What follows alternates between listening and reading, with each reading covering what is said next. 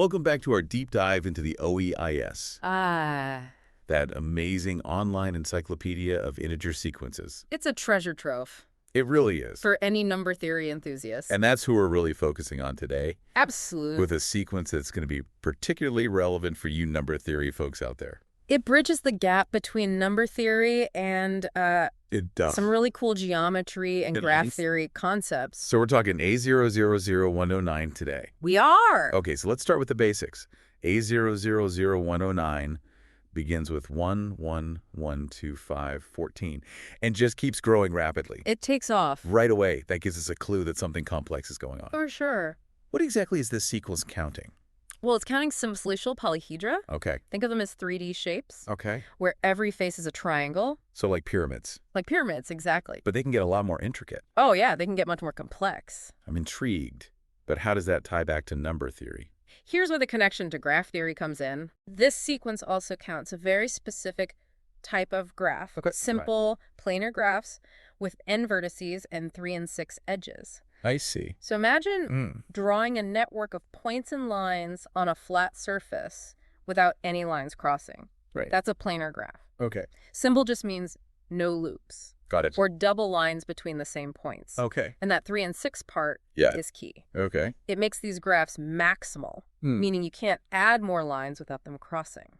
I see. So the number of these special graphs with endpoints is the same as the number of simplicial polyhedra with n vertices. That's exactly it. That's pretty cool. And there's even more to this connection. Okay. The OEIS entry mentions that every planar triangulation with at least 4 vertices, Okay. which is a way to divide a shape into triangles, Right.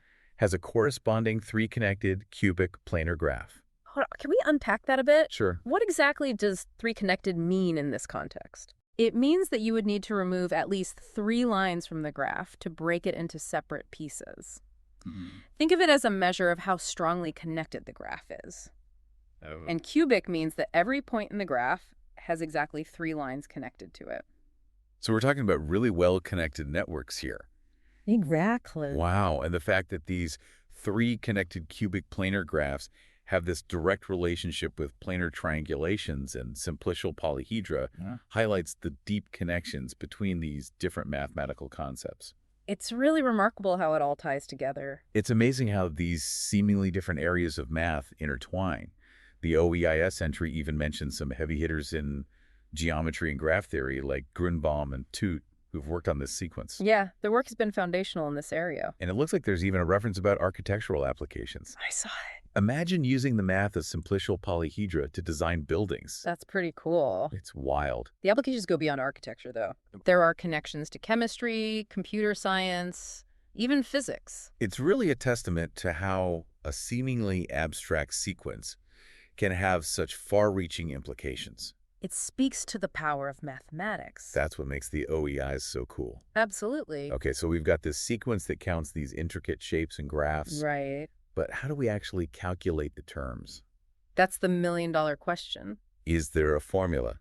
Well, that's where things get even more interesting. Okay. The OEIS entry provides us with some clues Okay. in the formula section. All right. We don't have an exact formula for every term, I see. which is often the case with sequences that grow this rapidly. Right. But we do have lower bounds and an asymptotic formula. Okay. For our number theory students listening, could you break down what those mean and why they're important? Sure. So lower bounds give us an idea of the minimum value for each term in the sequence. Okay. It tells us that the sequence grows at least this fast. And the asymptotic formula describes how the sequence behaves in the long run. Yeah. It tells us the sequence grows roughly proportional to 206627 n2, divided by some factors involving n as n gets very large. So even if we don't have a perfect formula, we can still get a sense of how this sequence behaves as it grows. Exactly. And for number theorists, Yes. that connection to asymptotic behavior and automorphism groups, Yeah.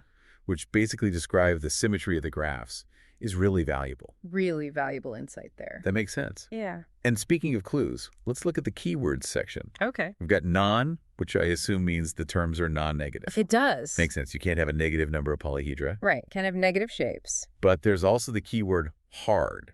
Ah, What yeah. does that tell us? Hard indicates that calculating the terms of this sequence Yeah. is computationally challenging. It's not something you can easily do with pen and paper as n increases. Right. It gets very complex. So how do we even know what the later terms in the sequence are? That's where sophisticated algorithms, computer programs come in. Okay. The OEIS entry mentions a program called PlanTree. PlanTree. Yeah, have you heard of it? I have now. It's a powerful tool. PlanTree.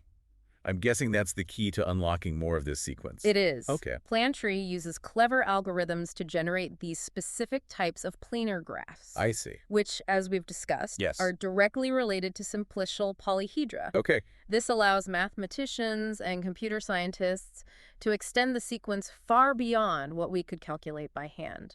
That's pretty remarkable. We've covered a lot of ground in this first part of our deep dive into A000109. We have. We've gone from counting shapes to exploring complex graphs and even touched on some pretty advanced mathematical concepts. It's a lot to take in. It is. But it's all connected. It is, and that's the beauty of it. Exactly. We'll be back in the next part Okay, sounds good. to explore even more facets of A000009. I'm looking forward to it. You know, it's fascinating how this one sequence, A000109, acts as a bridge between these different mathematical worlds. It does. We've got geometry with the polyhedra, Yeah. combinatorics with the graph theory, and of course the number theory underpinning it all. It really highlights how interconnected math is, doesn't it? It does. It's not just isolated branches, No. but a web of relationships. A web. Yeah. Exactly. And understanding these connections can lead to some pretty surprising applications. I bet. For instance, remember those planar triangulations we talked about? Oh, yeah. They're not just theoretical curiosities. The way we can divide a shape into triangles. Right. What kind of real-world applications do those have? Well, they're used in computer graphics Okay. to create 3D models and render images. Oh, wow. Imagine you're designing a video game or a special effect for a movie. Okay. To make those 3D objects look realistic, Yeah. you need to break them down into smaller, simpler shapes. And triangles are often the most efficient way to do that. So the math we're discussing is literally helping to create the visual world we see on screen. It is. That's incredible. And the applications go even further. Oh, wow. Okay. Remember that reference to chemistry in the OEIS entry? Yeah. It turns out that the structure of certain molecules, Okay. like fullerenes, Fullerenes. yeah, Remind me what those are. they're molecules made entirely of carbon atoms, Okay. arranged in these beautiful symmetrical structures that resemble geodesic domes. Think of a soccer ball. Okay. That's a classic example of a fullerene structure. I see. And the way those carbon atoms are connected Yes, can be represented by these planar graphs we've been talking about. precisely by understanding the properties of these graphs. Chemists can gain insights into the stability, reactivity, and other characteristics of these molecules. Wow. So we've gone from counting shapes to video games to chemistry, We have. all thanks to this one sequence. It's amazing how these connections ripple outwards. It really is. And Yeah. remember, we've only just scratched the surface of A000109. Right. Calculating the terms of this sequence gets really tricky very quickly, even with computers. Right. That hard keyword really stood out. It's a tough one. Yeah. But we did mention that program PlanTree. We did. Can you tell us a bit more about how that works and why it's so important for studying this sequence? Sure. PlanTree is a fantastic tool that allows mathematicians to generate these specific types of planar graphs we've been talking about. Okay. It does this by cleverly exploring all the possible ways you can connect vertices with edges Right. while maintaining the planarity and other properties we've discussed. So it's like a systematic search through all the potential graphs that fit the criteria for A000109. Exactly, and it's incredibly efficient. Wow. PlanTree allows us to extend the sequence far beyond what we could calculate by hand, Right. or even with less sophisticated computer programs. It makes you wonder how many terms of this sequence we could compute if we had even more powerful algorithms in computers. It's an exciting thought. It is. And it highlights the ongoing challenge and excitement in this field. Yeah? As technology advances, we can push the boundaries of what we know about these fascinating sequences. Who knows what new discoveries and connections await us? This whole discussion has really sparked my curiosity. I'm starting to see these integer sequences in a whole new light. I'm glad to hear that. They're not just lists of numbers. They're like keys that unlock hidden mathematical relationships. That's a great way to put it. And that's exactly what the OEIS is all about. It is. Encouraging exploration, Absolutely. sparking curiosity, Yes. and fostering a deeper understanding of the mathematical world. Couldn't have said it better myself. Speaking of exploration, Yeah. what else can you tell us about the formula section in the OEIS entry for A000109? Okay. We touched upon lower bounds and asymptotic formulas earlier. We did. But I'm curious to know more about how those are derived and what they tell us about the sequence. That's a great question. And it dives into some pretty advanced mathematics. Okay. Deriving these formulas often involves using techniques from combinatorics, Yeah. generating functions, and even complex analysis. I see. It's a testament to the ingenuity of mathematicians who've dedicated themselves to understanding the intricate structure of these sequences. Yeah, it sounds like there's a whole other layer of complexity beneath the surface of these formulas. It makes you appreciate the depth of knowledge that goes into analyzing something like A000109. Absolutely. And it reminds us that even though the OEIS presents these sequences in a seemingly simple format, Yeah. there's often a vast and intricate world of mathematical theory and computation behind each entry.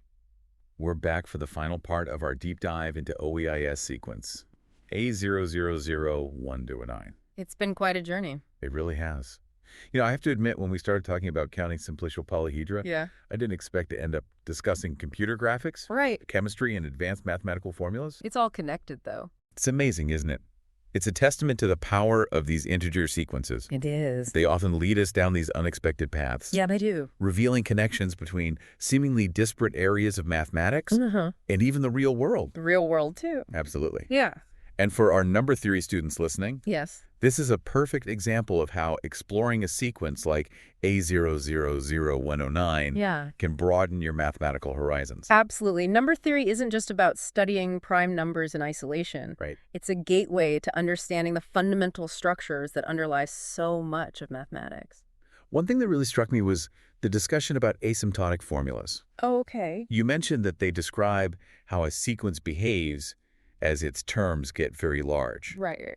Can you elaborate on why those are so important, Sure. especially when dealing with a sequence as complex as A00000019? As we've discussed, Yeah. finding an exact formula for every term in A000109 is likely incredibly difficult, Right. if not impossible. The Yeah. numbers grow so rapidly They do. that even with powerful computers, we can only calculate so many terms. I see.